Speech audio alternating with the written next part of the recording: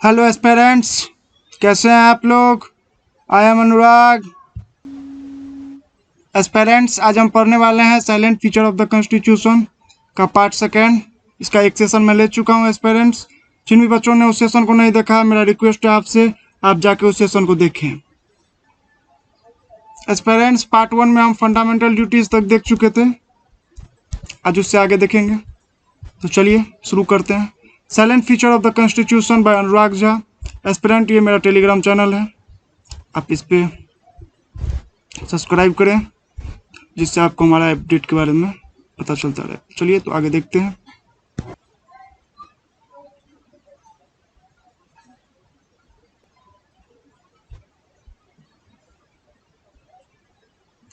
Aspirants, तो देखते हैं आगे।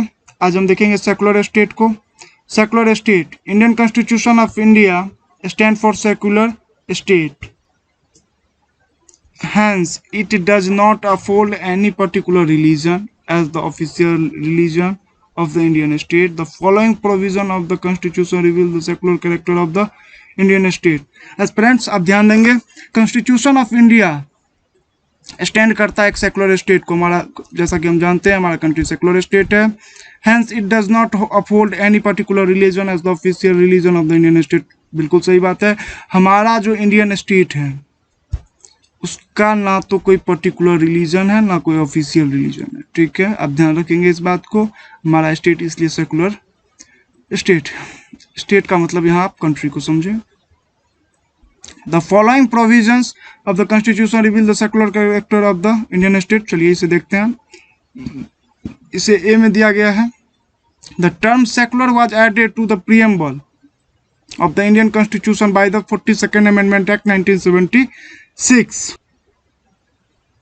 एस्पेरेंट्स, ध्यान देंगे आप, टर्म सेकुलर जो वर्ड है वो प्रीएम्बल में ऐड किया गया था। 42वां संविधान को हमने अमेंड करके लिखा था 1976। ये इमरजेंसी का दौर था, मैं आपको पहले भी बता चुका हूँ। अच्छा, ये बताइए कब से कब तक इमरजेंसी था? 76 से 70, 1975 से 77 तक। ध्यान रखेंगे इस बात को। इसी का बी पॉइंट है, the preamble secure to all citizen of India liberty of belief, faith and worship. Preamble जो है हमारा, ये मेरा अगला चैप्टर रहेगा, ध्यान रखेंगे इसे। प्रीएम्बल जो है हमारा, ये सिक्योर करता है सभी सिटीजन को इंडिया का लिबर्टी ऑफ बिलीफ, फेथ और वर्शिप को। आशा करते हैं क्लियर होगा। चलिए आगे देखते हैं। Part C, the state shall not deny to any person equality before the law और equal protection of law। Article 14, आप इस आर्टिकल को ध्यान रखेंगे, पूछ लिया जाता है एग्जामिनेशन में। आर्टिकल 14 क्या है, तो आप बताएंगे इक्वलिटी बिफोर द लॉ और equal protection of the law. इसके तहत कहा जाता है कि स्टेट कभी भी किसी पर्सन को डिनाई नहीं कर सकता है। कानून के समक्ष सभी व्यक्ति समान है और कानून सबको इक्वल प्रोटेक्शन प्रोवाइड कराता है। ठीक है, आप ध्यान रखेंगे इस बात को। आर्टिकल 15 है, state shall not discriminate against any citizen on the ground of religion. इसे आर्टिकल 15 कहते हैं। एस्पेरेंट्स, आर्टिकल 15 को हम एक बार डिटेल से पढ़ेंगे, पहले इरेज करते हैं इसे, फिर एक। हाँ, तो एस्पेरेंट्स आप ध्यान दें, आर्टिकल 15 जो है ये 5 चीज के बारे में बताता है। जो इन 5 चीज के में स्टेट जो है सो डिस्क्रिमिनेट नहीं करेगी। पहला है रिलीजन, आप इसे नोट कर लेंगे, ये मेंशन नहीं था बुक में इसलिए पीपीटी में नहीं है, मैं फिर भी बता देता हूँ। Race, caste, sex, place of birth,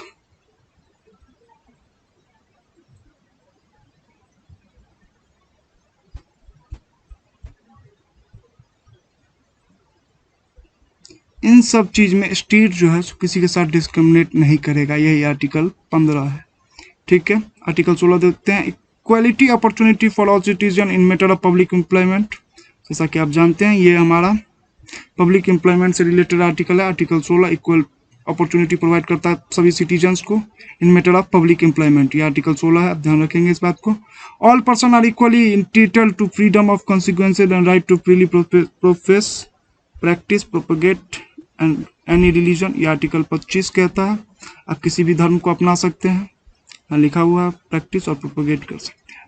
चलिए, आशा करते हैं ये स्लाइड में आपको कोई प्रॉब्लम नहीं होगी। अगर प्रॉब्लम है तो आप कमेंट सेक्शन में लिखें। आगे देखते हैं।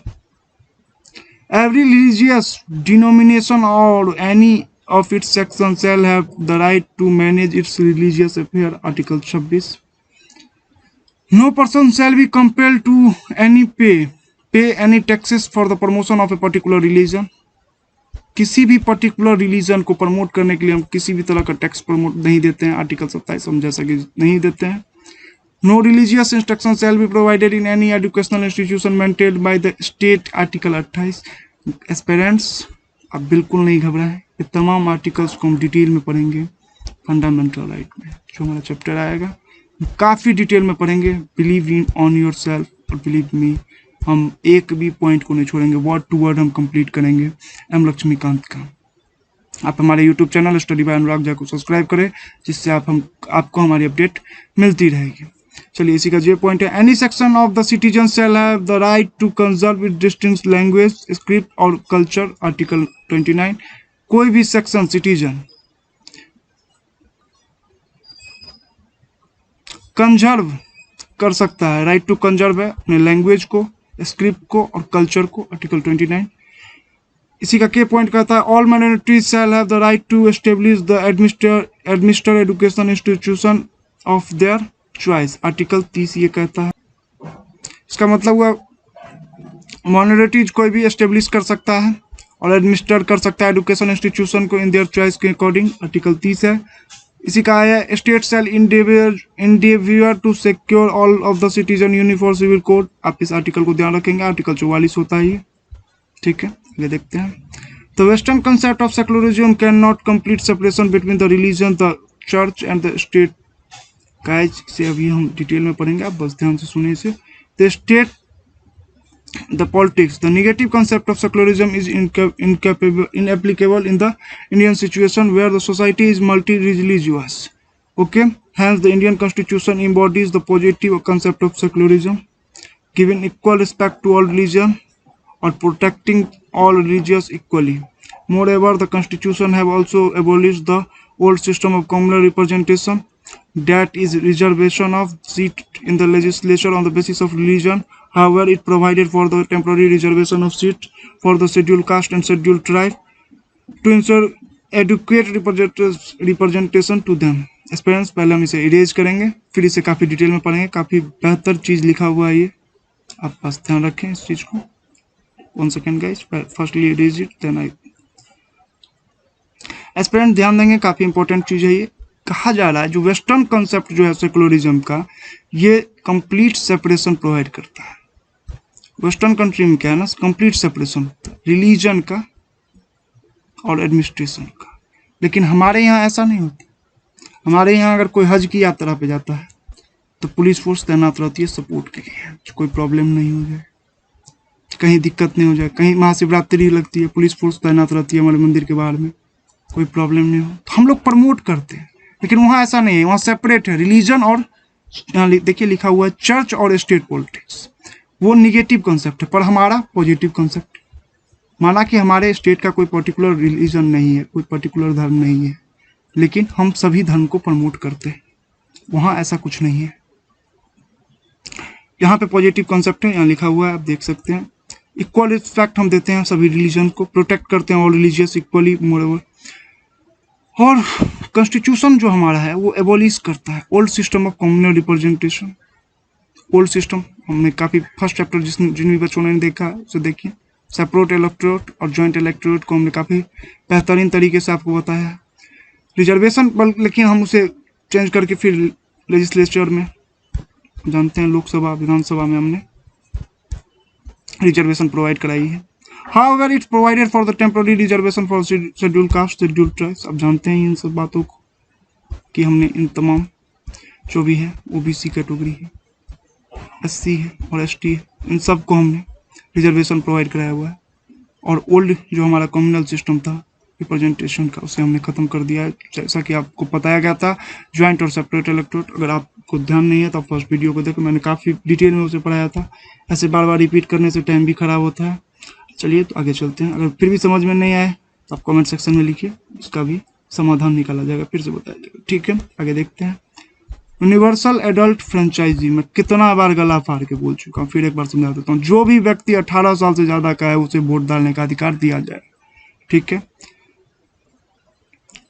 एस्पिरेंट्स, इन बातों में वही लिखा हुआ। और एक चीज को आप ध्यान रखेंगे एस्पिरेंट, 18 पहले जो था वोटिंग एज 21 साल था। आप मतलब जैसे अभी हम 18 साल की अवस्था में वोट डालते हैं, तो पहले हम 21 साल में डालते थे, उसे लेस करके 18 किया गया। कब? 1989 में। 61वां कॉन्स्टिट्यूशन अमेंडमेंट एक्ट 1988 का किया हमने। उसके बाद हमने 21 साल को हटा के 18 साल कर दिया वोटिंग एज। इस बात को ध्यान रखेंगे, ऐसा करते हैं। ऐसा कुछ उसमें कुछ और खास लिखा हुआ नहीं है। यूनिवर्सल फ्रेंचाइजी से डेमोक्रेसी ब्रॉड बेस्ड होता है, इनहेंस करता है self respect, Prestige, common people. ये मेंस के लिए मैं बता रहा हूँ, मेंस में आपको लिखने में काफी मदद होगी। Uphold the principle of equally, enable to minorities to protect their interest and open new hopes vistas for weaker section. इसमें मैंने पहले ही बता दिया, कुछ खास है नहीं। 18 साल की अवस्था में आप वोट डाल सकते हैं, इसे यूनिवर्सल एडल्ट फ्रेंचाइजी कहते हैं। 61वां कॉन्स्टिट्यूशन अमेंडमेंट एक्ट 1988 के तहत 21 साल से 18 साल हम वोट को किए थे, और 1989 में हम इसे 1989 ईस्वी में हम इसे इम्प्लीमेंट किए थे। इस बात को ध्यान रखेंगे। इसमें जितना स्टार चाइन लगा लीजिए, वन वर्ड एग्जाम में इसे पूछ लिया जाता है। ठीक है, एमसीक्यू के फॉर्म में। चलिए आगे देखते हैं। सिंगल सिटीजनशिप, जैसा कि आप जानते हैं हमारे जो देश है उसमें सेंट्रल और स्टेट में सिंगल सिटीजनशिप ही चलता है। तो ये इसे हम देखते हैं। चलिए आइए इसे एक बार पढ़ के देखते हैं क्या है इसमें। Through the Indian constitution is federal and envisages a dual polity centre and states. मैं आपको बता चुका हूँ ड्यूअल पॉलिटी होता है यहाँ पे, सेंटर में मोदी गवर्नमेंट और स्टेट में अपनी अपनी गवर्नमेंट है। It provided for only a single citizenship, अपनी अपनी गवर्नमेंट है। मतलब झारखंड में झारखंड सरकार, बिहार में बिहार सरकार, दिल्ली में दिल्ली का मुख्यमंत्री तो सबको पता होगा, केजरीवाल साहब का हेल्थ सिस्टम जैसे बॉस। एक चीज ध्यान रखिए, इस बंदे ने तो कोविड के टाइम में हेल्थ को बेहतर कर दिया। ध्यान रखेंगे इस बात को। आगे देखते हैं। That is the Indian citizenship in countries like USA. On the other hand, each person is not only a citizen of USA but also a citizen of particular state. जैसा कि अमेरिका में क्या होता है ना, हमारे यहाँ क्या है, सेंटर स्टेट में एक ही सिटीजनशिप, फलना चिलना, उसे समझे इसको। लेकिन यूएसए में क्या है ना, आप वहां के तो सिटीजन हैं ही यूएसए के, और उसके पर्टिकुलर स्टेट के भी आप सिटीजन हैं जहां से आप बिलोंग करते हैं। ठीक है, thus he owns allegiance to both and enjoy dual set of right, one controlled to the national government and another by the state government। मतलब वहां पे दो तरह से आप गवर्नमेंट के पार्ट हैं, एक नेशनल गवर्नमेंट के और दूसरे स्टेट गवर्नमेंट के। In India, all citizens, irrespective of the state in which they are born or reside, enjoy the same political and civil right of citizenship all over the country and no discrimination is made between them। Bharat में ऐसा कुछ नहीं है। भारत में ऐसा यहाँ पे लिख दिया गया, आप देख लीजिए। ऑल सिटीजन जो है स्टेट का, जब वो बॉर्न हुआ या रिसाइड एंजॉय, हम इसे सिटीजनशिप वाला चैप्टर में बेहतरीन से पढ़ेंगे कैसे सिटीजनशिप हमारे देश का मिला जाता है। आप फिलहाल इसे ओवरव्यू में समझे। ठीक है, एक बार इरेज कर लेते हैं गाइस, काफी भर चुका है। ठीक है, एक मिनट। एस्पिरेंट्स, यहाँ लिखा हुआ है in India all citizen irrespective of state in which they are born, reside, enjoy the same political and civil right of citizenship all over the country and no discrimination made between them। ठीक है, भारत में citizenship आपको as a born मिल जाती है, born के साथ ही मिल जाती है अगर आप भारत के नागरिक हैं, या आपके मदर या फादर यानी either parents citizen of India, तो भी आपको मिल जाएगी। आप इस बात को काफ़ी ध्यान से देखेंगे, और किसी तरह का डिस्क्रिमिनेशन नहीं किया जाता है। और हमारे यहाँ ऐसा नहीं है जो एक स्टेट के आप सिटीजनशिप हैं और दूसरे के नहीं है। हमारे यहाँ एक सेंटर का सिटीजनशिप होता है, जिसे लेने पे आप सभी स्टेट के सिटीजन होते हैं। इस बात को फिलहाल लेमन लैंग्वेज में ध्यान रखेंगे। काफ़ी डिटेल में हम इसे पढ़ेंगे सिटीजनशिप में। ठीक है, despite the constitution provision for single citizenship and uniform rights of all the people, जैसा कि मैं आपको बता चुका हूँ सिंगल सिटीजनशिप है और यूनिफॉर्म राइट है। India has been witness the communal riots, India के पास witness communal riots, class conflicts, class caste wars, linguistic clashes, things disputes. आप जानते हैं एस्पिरेंट्स कि इंडिया के पास मैं इस पहले ही बता चुका हूँ इस चैप्टर को पढ़ाने से पहले, ये सभी जो भी भारत के नागरिक हैं उसे पढ़ना जरूरी है। और ऐसा कुछ लिखा हुआ भी इस खास नहीं है, तो आप अगर भारत के सिटीजन है आपको पता होना चाहिए। इंडिया के पास काफ़ी कॉमनल राइट्स हैं, क्लास कन्फ्लिक्ट्स हैं, जैसा कि जानते हैं Hindu Muslim Sikh class conflicts होती रहती है, क्लास कास्ट वार है, Hindu Muslim war, Sikh Christian war होते रहता है, वो सब ध्यान रखिए। एथनिक डिस्प्यूट है। This means that the clearest goal of the constitution maker to build a united and integrated Indian nation. और जैसा कि आप जानते हैं कि कॉन्स्टिट्यूशन मेकर जो थे उनके लिए जरूरी काफ़ी इंपॉर्टेंट था कि वो यूनाइट करके रखे हमारे कंट्री को और इंटीग्रेट करके रखे। Indian nation has not been fully realise. ठीक है, आगे देखते हैं हम इस बात को। सिंगल सिटीजनशिप में बस कुछ बात ही को कॉमन को ध्यान रखें। सेंट्रल और स्टेट के लिए जो भी न्यू एस्पिरेंट्स हैं उनके लिए मैं बता रहा हूँ, सेंट्रल और स्टेट का एक ही सिटीजनशिप होता है, अमेरिका की तरह नहीं। जो आप अमेरिका में वाशिंगटन डीसी का अलग सिटीजनशिप होगा और कोई पर्टिकुलर जो स्टेट होगा उसका अलग सिटीजनशिप होगा, ऐसा यहाँ नहीं होता है। अगर आप उत्तर प्रदेश के सिटीजन हैं, आप यूपी बिहार के सिटीजन हैं, आंध्र प्रदेश के भी है, आप भारत के तमाम बाउंड्री के अंदर घूम सकते हैं, उस सिटीजन के अंदर कोई भी फ्रीली राइट्स और एंजॉय कर सकते हैं। जो भी सिटीजन्स के राइट्स होंगे उसे आप एंजॉय कर सकते हैं। ऐसा बात यूएसए में नहीं होता, यही बात थी, इससे ज़्यादा कुछ नहीं है। और सिटीजनशिप जब हम चैप्टर्स को पढ़ेंगे काफ़ी डिटेल में पढ़ेंगे, आप टेंशन नहीं, आगे हम देखते हैं। तो चलिए आगे देखते हैं पेरेंट्स। इंडिपेंडेंट बॉडी जो है, the Indian Constitution not only provide for the legislative, executive, judicial organ of the government, central and state, but also establish the certain independent bodies। मतलब कहा जा रहा है इंडियन कॉन्स्टिट्यूशन, भारत का जो संविधान है, नहीं प्रोवाइड करता है सिर्फ लेजिस्लेटिव जिसे विधायिकी कहते हैं, एग्जीक्यूटिव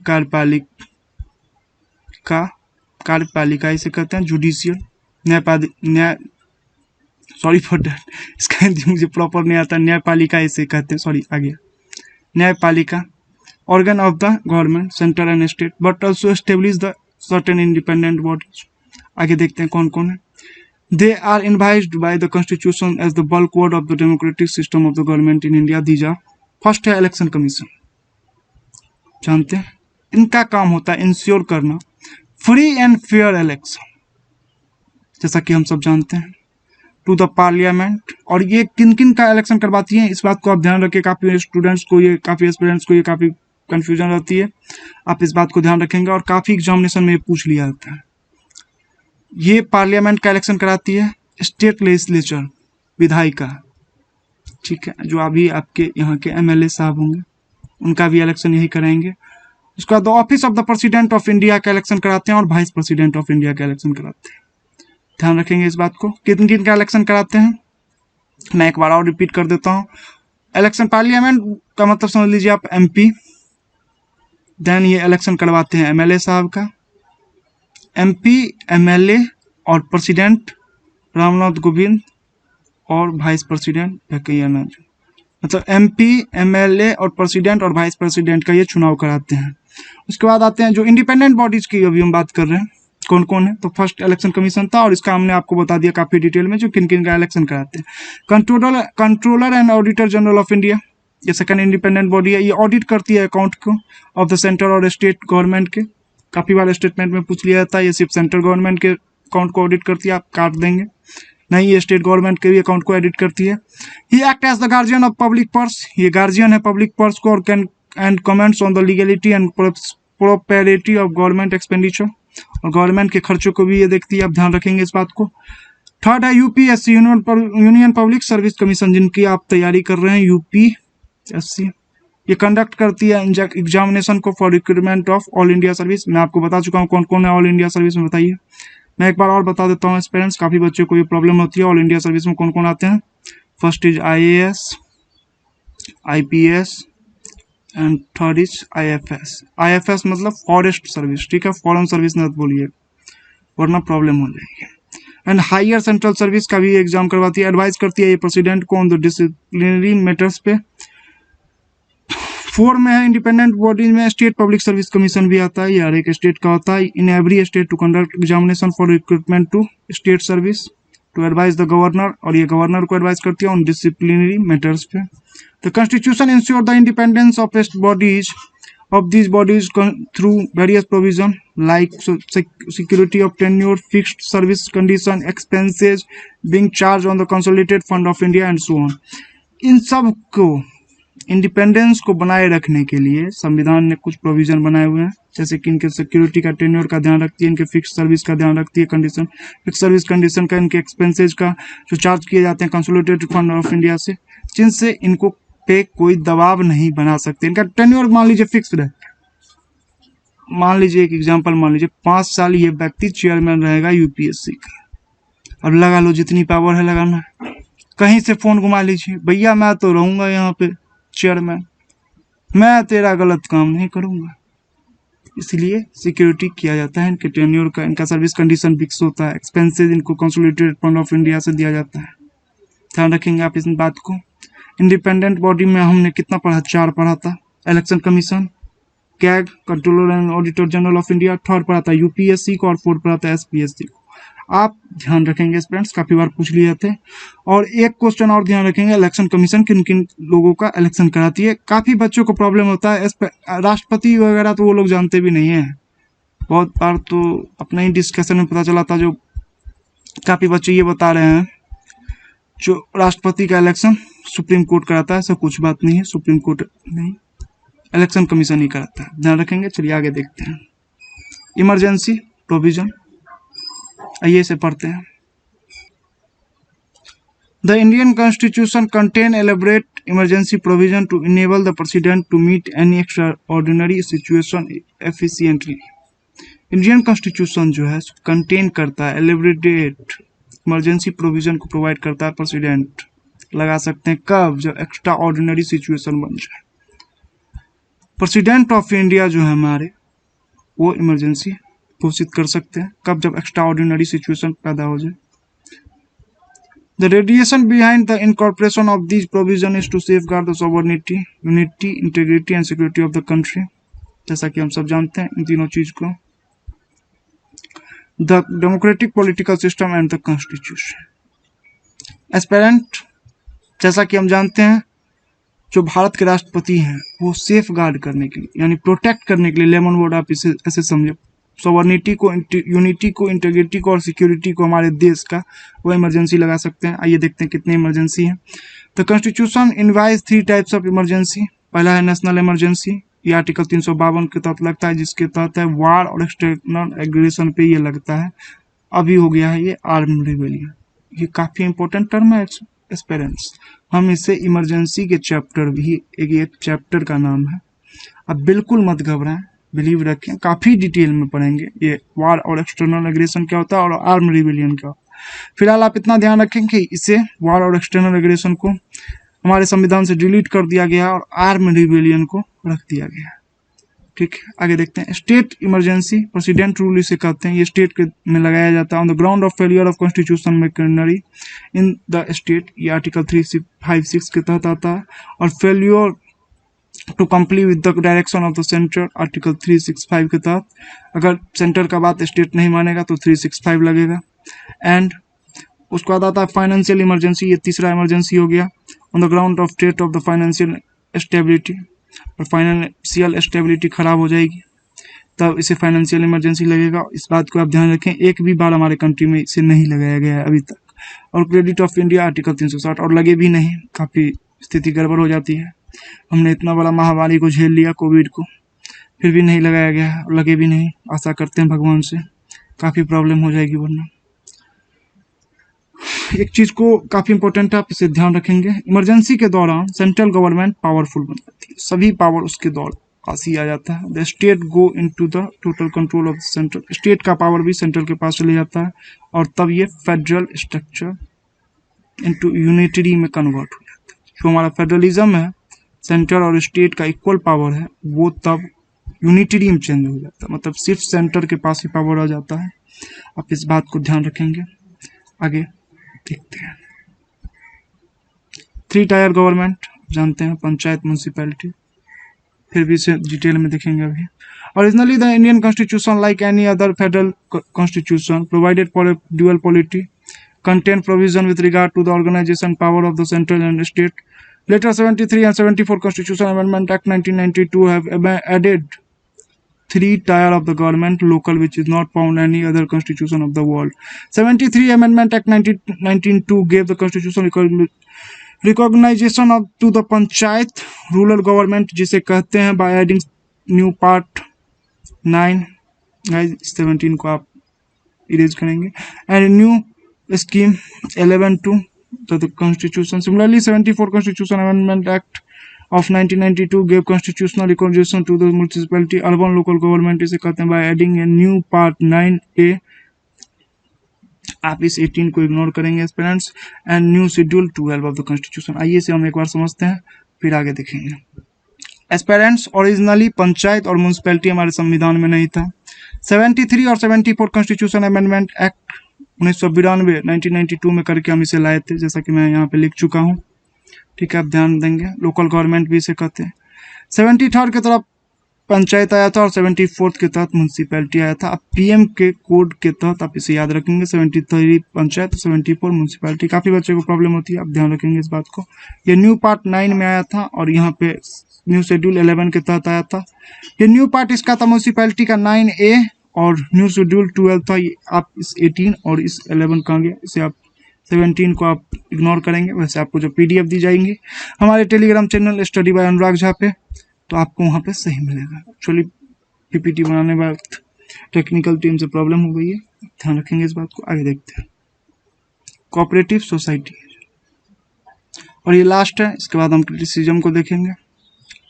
एस्पिरेंट्स, कोऑपरेटिव सोसाइटी, इसके बारे में आप जानते ही भी होंगे, बहुत सारे स्टूडेंट. अमूल यहीं से निकला था. आइए देखते हैं. The 97 Constitution Amendment Act of 2011 gave the constitutional status and protection to cooperative society. 97 constitution amendment act 2011 के तहत कॉन्स्टिट्यूशनल स्टेटस दिया गया और प्रोटेक्शन दिया गया कोऑपरेटिव सोसाइटीज को. In this context it made the following 3 changes of the constitution. और 3 change किए गए संविधान में. It made right to form cooperative society a fundamental right. किस आर्टिकल के तहत पूछ लिया जाता? Article 19.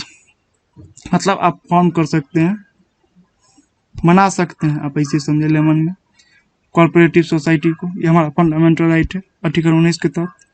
It include a new DPSP, New Directive Principle of State Policy on Promotion of Cooperative Society, Article 43B. It added a new Part 9B in the Constitution which entitled the Cooperative Society, Article 243 से 243 ZT तक है. Article 243 ZS to Article 243 ZT तक आप ध्यान रखेंगे इस बात को. New Part 9B contains various provisions to ensure that the cooperative society in the country function in a democratic, professional, autonomous and economically sound manner. ध्यान रखेंगे इस बात को.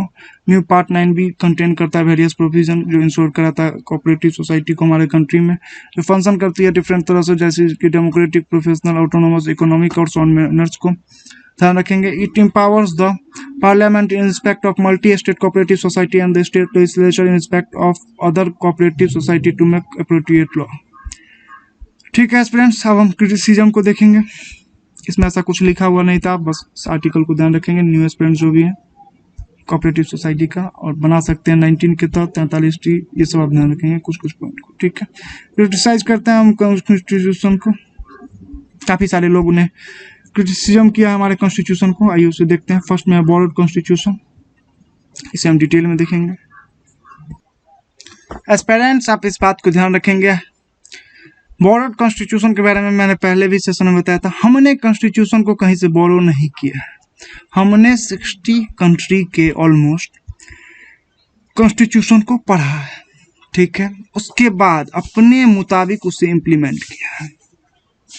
बोरो एक निगेटिव वर्ड है. आइए इसे देखते हैं. The critics open that the Indian constitution contain nothing new and original. Critics ने इस बात को कहा कि इंडियन कॉन्स्टिट्यूशन नथिंग है, न्यू और ओरिजिनल कुछ नहीं है, हमने सीधे सीधे बोरो कर दिया. ऐसा कुछ नहीं था. दे डिस्क्राइब इट एज, खैर क्रिटिसिज्म करने वाले तो होते ही हैं ऐसे ही.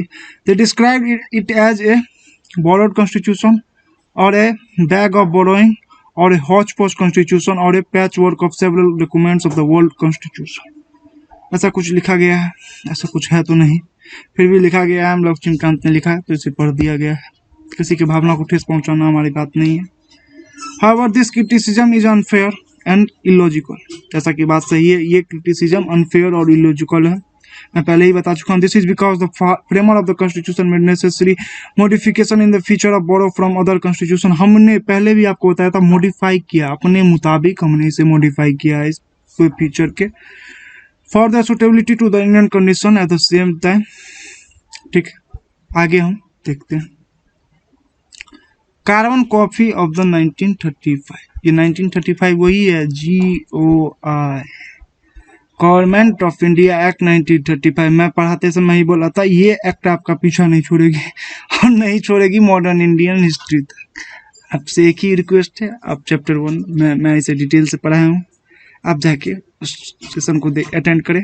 अगर कुछ भी प्रॉब्लम है तो आप ध्यान दें, तो आप कमेंट सेक्शन में लिखे, ध्यान दें, वापस सुने। वैसे तो मैंने कंप्लीट कर दिया, फिर भी अगर डाउट रहेगा एक्सपीरियंस के तो मैं आपको कमेंट सेक्शन में ही जवाब दे दूंगा, नहीं तो फिर अगले चैप्टर्स में मैं बीच में लास्ट में बता दूंगा। ठीक है, carbon copy. The critics said that the framer of the constitution have included a large number of the provision of government of India act 1935। जैसा कि हम सब जानते हैं एस्पिरेंट्स, क्रिटिक्स इस बात को कहते हैं, फ्रेमर जो होते हैं कॉन्स्टिट्यूशन के, वो इंक्लूड किए large number of provision government of India act 1935 से, हमारे संविधान में। Hence they called as the constitution as a carbon copy, इसलिए वो उसे कार्बन कॉपी कहते हैं। और act and amend version of 1935। ठीक है, फॉर एग्जाम्पल एंड सिरिविसन observe that the Indian constitution is both in language and substance a closely copy of act of 1935। एक एंड सिरिविसन ऑब्जर्व करते हैं इस बात को, जो हमारा जो है कॉन्स्टिट्यूशन जो है कार्बन कॉपी है 1935 के एक्ट का।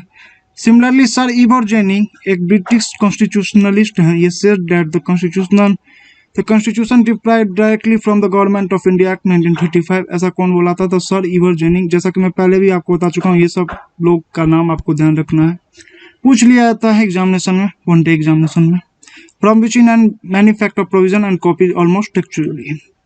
कार्बन कॉपी क्यों कहा जाता है? क्योंकि हम इसे गवर्नमेंट ऑफ इंडिया एक्ट 1935 से काफी बार चीजें लिया है, इसलिए इसे कार्बन कॉपी कहा जाता है। आशा करते हैं आप समझ गए होंगे। आगे देखते हैं। एन अनगांधीयन कॉन्स्टिट्यूशन, इसे भी हम देखते हैं। According to the critics, the Indian constitution is un-Gandhian because it does not contain the philosophy and ideal of Mahatma Gandhi, the father of Indian nation. ये क्रिटिक्स के मुताबिक इंडियन कॉन्स्टिट्यूशन जो है अनगांधीयन है, क्योंकि इसमें नहीं कंटेन है, नहीं दिया गया है फिलॉसफी और आइडिया महात्मा गांधी के, जो हमारे भारत के राष्ट्रपिता थे, जैसा कि हम सब जानते हैं। एस्पिरेंट आप इस बात को ध्यान रखें, वैसे ही लेक्चर ज़्यादा देर का हो जाता है, इसका PDF आपको वैसे भी दे दिया जाएगा। एस्पिरेंट जो इसका बेसिक टर्म है उसे मैं समझा देता हूँ, बाकी आपको PDF दे दी जाएगी, प्रॉब्लम होगा तो बता दीजिएगा। ये इसमें काफी कुछ नहीं लिखा हुआ है। They opinion that the constitution should have been raised and built upon village panchayat, उनके मुताबिक ओपन किया गया कॉन्स्टिट्यूशन को रेज करना चाहिए, बिल्ट बनाना चाहिए विलेज पंचायत के मुताबिक, district panchayat. In the context, the same member of the Constituent Assembly, K. Hanumantia, said that is exactly the kind of constitution Mahatma Gandhi did not want and did not advise. Palkaram Anand, member of the Constituent Assembly, attributed to the lapse of Ambedkar's non-participation in Gandhian movement. जैसा कि हम सब जानते हैं, जो Constituent Assembly में महात्मा गांधी नहीं present थे, और उनके आइडियलिज्म को हमें लेना चाहिए, और हमने लिया भी था। पर क्रिटिसाइज करने वाले तो क्रिटिसाइज करने वाले हैं, आप इस बात को बस ध्यान रखें। इससे ज़्यादा कुछ नहीं लिखा हुआ है, काफ़ी सारे लोगों ने लिया, इसको क्रिटिसाइज किया है, आप ध्यान रखेंगे इस बात को।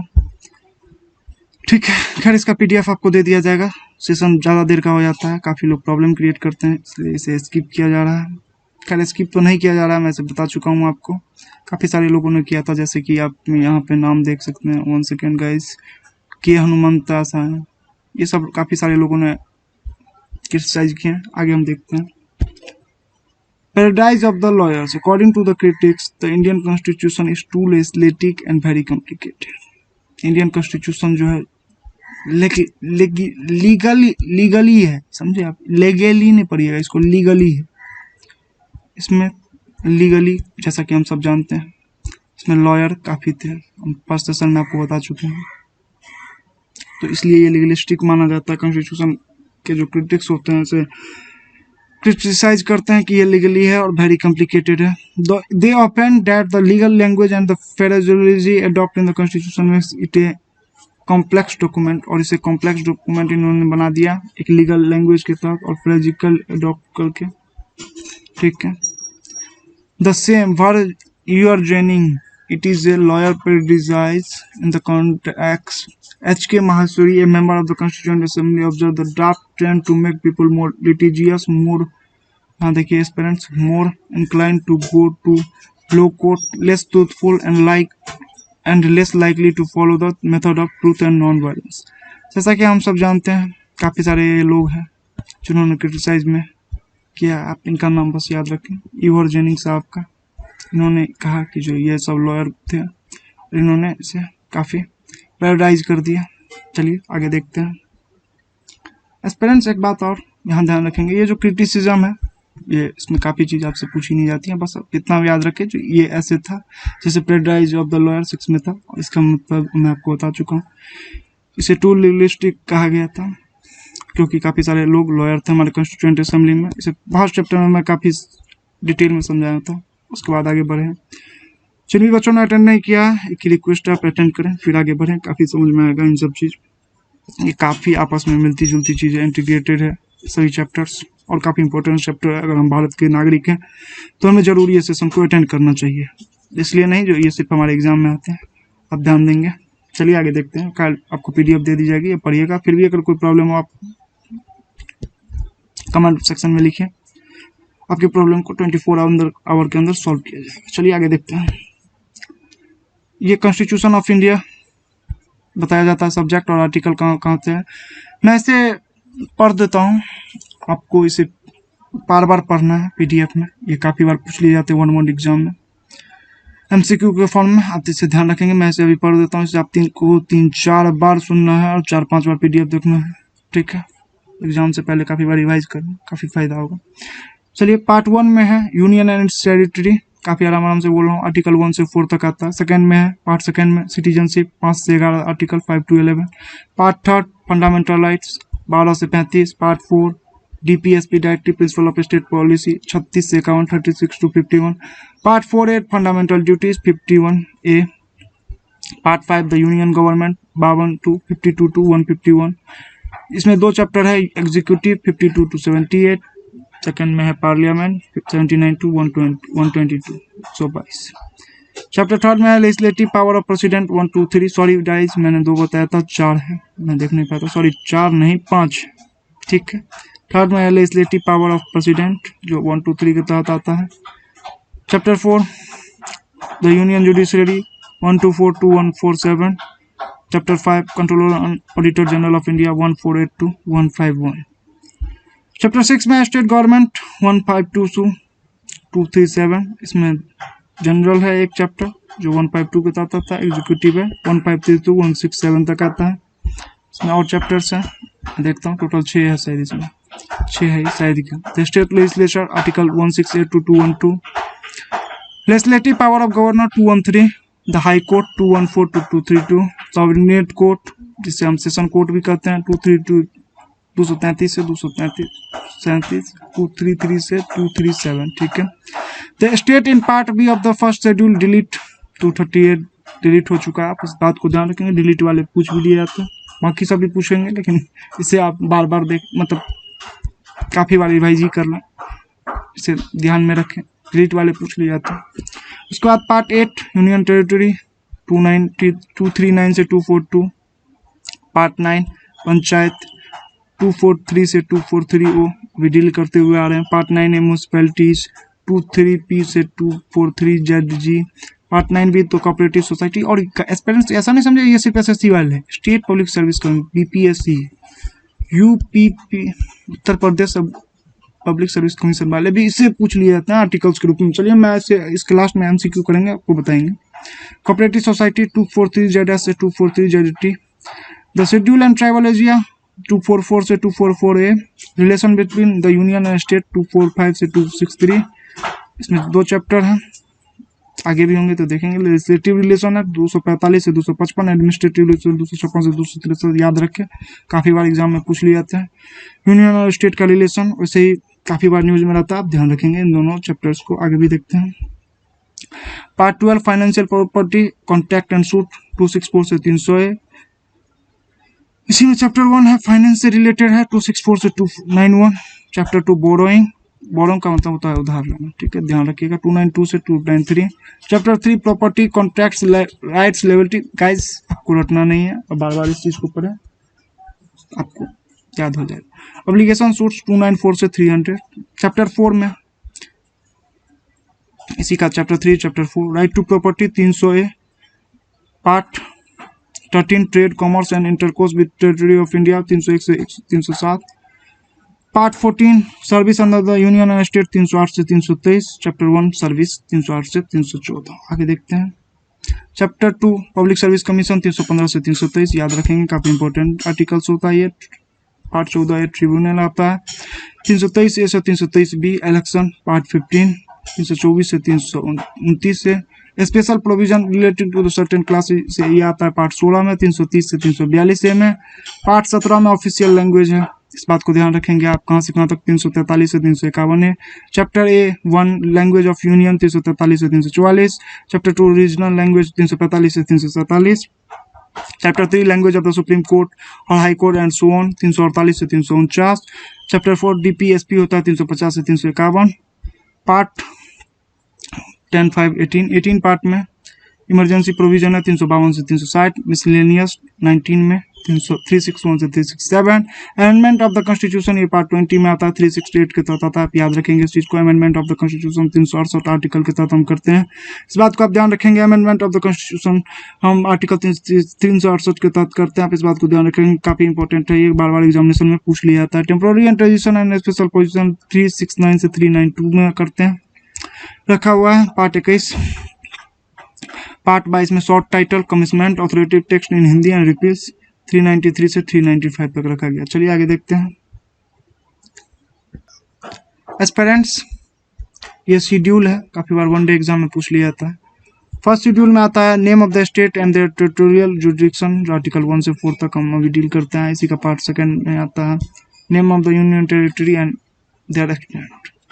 सेकेंड शेड्यूल में आता है provision related to the emoluments, मतलब सैलरी अलाउंसेस प्रिविलेजेस आर्टिकल्स है, इसे आप देख लें। इसमें आता है किस किस का salary, president of India, governor of state, speaker और डिप्टी स्पीकर लोकसभा का, चेयरमैन और डिप्टी चेयरमैन राज्यसभा का, स्पीकर और deputy speaker of the legislative assembly in the seat, the chairman and deputy chairman of the legislative council in the state, the जज of the supreme court, जज of the high court और CAG, ध्यान रखेंगे। Third में आता है oath और affirmation से related, the union minister, the candidate of election of the parliament, member of parliament, जज of the supreme court, controller auditor general of India, the state minister, candidate of election to the state legislature, the member of state legislature, the जज of the high court का aspirants ध्यान रखेंगे आप। मैं इसे जल्दी में इसलिए बोल रहा हूँ, पर इसे आप आराम से सुने, आराम से पढ़े। ओथ इन सब से रिलेटेड, मतलब ये सब ओथ ले सकते हैं आप, लेमन में समझे, जो न्यू एस्पिरेंट्स हैं उनके लिए मैं बार बार रिपीट करता हूँ, उन्हीं के लिए सेशन स्पेशली बनाया गया है जो उन्हें प्रॉब्लम ना हो, ठीक है। ओथ इनसे रिलेटेड है और सैलरी यहाँ से रिलेटेड था। पार्ट फर्स्ट सेकंड थर्ड हम डिस्कस कर लिए, आगे देखते हैं। फोर्थ शेड्यूल में क्या है, एलोकेशन ऑफ सीट इन राज्यसभा के सीट के एलोकेशन से रिलेटेड है, स्टेट और यूटी में 4 और 80 आर्टिकल्स इसके लिए है। फिफ्थ शेड्यूल में ये provision related to administration control of schedule area and schedule tribe, इसमें आर्टिकल 244 यूज होता है। मतलब 5वां शेड्यूल में कहा जाता है जो एडमिनिस्ट्रेशन को प्रोविजन जो है प्रोविजन दिया गया है रिलेटिंग टू एडमिनिस्ट्रेशन कंट्रोल और शेड्यूल एरिया का और शेड्यूल ट्राइब का। 6th schedule provision related to administration of tribal area, इसमें 6th शेड्यूल में 4 स्टेट हैं, असम, मेघालय, त्रिपुरा, मिजोरम, इनका जो है प्रोविजन दिया गया एडमिनिस्ट्रेशन करने का ट्राइबल एरिया में, 244 से 275 याद रखेंगे। 7th शेड्यूल जो है हमारा डिवीजन करता है power between union list, state list, और आपसे पहले भी डील कर चुके हैं यूनियन लिस्ट, स्टेट लिस्ट और कंकरेंट लिस्ट में। प्रेजेंटली यूनियन स्टेट में 98 सब्जेक्ट है, ओरिजिनली 97 थे, एक ज़्यादा हो गया है, ध्यान रखेंगे। State list content 59 subject, originally 66 थे, कम हो गए हैं, और कंकरेंट लिस्ट में 52 थे, ओरिजिनली 47 ओरिजिनली मतलब पहले वाले थे, और कंटेंट्स अभी 52 है। ध्यान रखेंगे आप आर्टिकल 246 के तहत ध्यान रखेंगे इन सब बातों को, ऐसा करते हैं। 8th शेड्यूल लैंग्वेज से रिलेटेड है, ये सब चीज़ आप देख लीजिएगा कौन कौन लैंग्वेज है। 9th शेड्यूल आते हैं, एस्पेरेंट्स आप बस इतना रखें लैंग्वेज में, लैंग्वेज से रिलेटेड है। ओरिजिनली जो है सो संविधान में 14 लैंग्वेज था, अभी 22 हो गया है। ये सबको आप देख लीजिएगा, कन्नड़, हिंदी, गुजराती, डोंगरी, बोडो, बंगाली, कोंकणी लिख दिया गया है, PDF दे दिया जाएगा टेलीग्राम पे, स्टडी बाय अनुराग, जहाँ पे आप डाउनलोड कर लें, कोई प्रॉब्लम नहीं होगी। प्रॉब्लम होगी आप कमेंट सेक्शन में लिखें। 9th शेड्यूल में लिखा हुआ है the state legislature deal with the land reform and abolition of zamindari system end of the parliament dealing and with other matters. जैसा कि जानते हैं एबोलिश करता है स्टेट लेजिस्लेचर किस चीज़ को, जमींदारी सिस्टम को। ये 9th शेड्यूल में लिखा गया है। आगे देखते हैं, 12 शेड्यूल है, ध्यान रखेंगे। 10th शेड्यूल जो है, जो एंटी डिफेक्शन दल बदलू कानून भी कहा जाता है इसे, एंटी डिफेक्शन लॉ, ठीक है, इसे काफी डिटेल में पढ़ेंगे हम। 52nd अमेंडमेंट एक्ट 1985 के तहत ये होता है। 10th शेड्यूल में आता है, आप ध्यान रखेंगे, काफी बार पूछ लिया जाता है। दल बदलू कानून होता है, जो MP साहब या MLA साहब जो है एक पार्टी को छोड़ के दूसरे पार्टी में चले जाते हैं, इसके लिए कानून बनाया गया है। जो नहीं छोड़ के जाए 102 और 191। 102 MP साहब के लिए है, 191 MLA साहब जो के लिए होता है। MLA स्टेट में होता है और MP सेंटर में। आप ध्यान रखेंगे इस बात को, जो हमारे MP साहब होते हैं वो कहाँ बैठते हैं, लोकसभा में उनका ऑफिस है, ऐसे ध्यान रखें लेमन में। और जो हमारे MLA साहब हैं पर्टिकुलर स्टेट के स्टेट लेजिस्लेचर जो विधायिका होते हैं वहाँ पे बैठते हैं, इस बात को ध्यान रखेंगे। 11th शेड्यूल में ऐसे स्पेसिफाई करता है power, authority and responsibility of the panchayat, panchayat से रिलेटेड है। और 12th में म्यूनसिपैलिटी, अभी हम डिस्कस करते हुए आए हैं, ठीक है। तो आप इसे पढ़ेंगे, कोई भी प्रॉब्लम हो आप बताइए, हमें डील किया जाएगा। ये है table sources of the constitution gland, कहाँ से हमने क्या बोरो किया है, इसे मैं जल्दी जल्दी में पढ़ देता हूँ स्टूडेंट, आप इसे बार बार PDF को पढ़ेंगे तभी फायदा होगा। गवर्नमेंट ऑफ इंडिया एक्ट 1935 से हमने बोरो किया फेडरल स्कीम, गवर्नर ऑफिस का, judiciary, public service commission, emergency provision, administrative details. Britain के कॉन्स्टिट्यूशन से हमने बोरो किया है पार्लियामेंट्री गवर्नमेंट। एस्पिरेंट VBI पूछ लिया जाता है 1 वर्ड में, MCQ में। SSC वाले का फेवरेट है, स्टेट पब्लिक सर्विस कमीशन वाले पूछ लेते हैं, कोई नहीं पढ़ाता है ऐसा यूट्यूब पे, आप कहीं से दिखा दो फिर बताना मुझे। ये सब बस क्वेश्चन करके बताते रहते हैं और ऐसा कुछ नहीं है, ये सारे के सारे मैं आपको बता रहा हूँ, आप बस इसे पढ़ लें, कोई दिक्कत नहीं हो। ब्रिटेन से हमने parliamentary government, rule of law, legislative procedure, single citizenship, cabinet system, prerogative writs, parliamentary privilege by communism. Third में US कॉन्स्टिट्यूशन से हमें fundamental right, independence judiciary, judicial review, impeachment of the president, removal of supreme court के जज, high court जज, post of vice president, ठीक है। ये कहाँ से लिया था, USA से हम लिया था। आयरलैंड से हमने DPSP, nomination of member to the Rajya Sabha, method of election of president, आप ध्यान रखेंगे इस बात को। कनाडा से हमने लिया फेडरल सिस्टम, स्ट्रॉन्ग सेंटर होगा, wasting of residuary power, central appointment of state government. Governor को जो है, स्टेट गवर्नर को कौन अपॉइंट करता है, सेंटर, आप इस बात को ध्यान रखेंगे। ये हमने कनाडा से लिया था। Advisory and जुडिक्शन of supreme court, ये भी हमने लिया था। ऑस्ट्रेलिया से लिया था, ऑस्ट्रेलिया कॉन्स्टिट्यूशन से लिया था concurrent list, freedom of trade, commerce and intercourse and joint sitting of the 2 house of parliament. जैसा कि जानते हैं किस आर्टिकल के तहत आता है ज्वाइंट सिटिंग, आर्टिकल 108 के तहत, ध्यान रखेंगे। Webinar constitution of Germany, Germany से हमने लिया था suspension of fundamental rights during emergency. Soviet constitution से USSR से, रसिया से हमने लिया था फंडामेंटल ड्यूटीज से।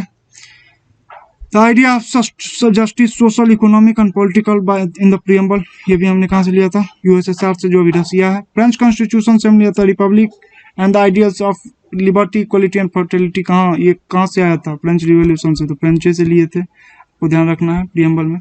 साउथ अफ्रीका कॉन्स्टिट्यूशन से procedure of amendment of the constitution, south Africa से लिया गया अमेंडमेंट, किस आर्टिकल के तहत आता है, मैं 2 बार बताया था आपको, 368 368 के तहत आता है। कहाँ से लिया था, साउथ अफ्रीका से लिया था। Election of member of Rajya Sabha, Rajya Sabha का मेंबर का इलेक्शन काफी डिटेल में पढ़ाऊंगा आपको पार्लियामेंट के चैप्टर में, लगभग स्टूडेंट को नहीं पता होगा, जिनको पता है आप लिखिए कमेंट सेक्शन में, वो स्ट्रांग है पॉलिटी में, क्योंकि ये बेसिक टर्म है, उनका बेसिक स्ट्रांग है, जिन भी बच्चे को पता है मेंबर ऑफ राज्यसभा का इलेक्शन कैसे होता है।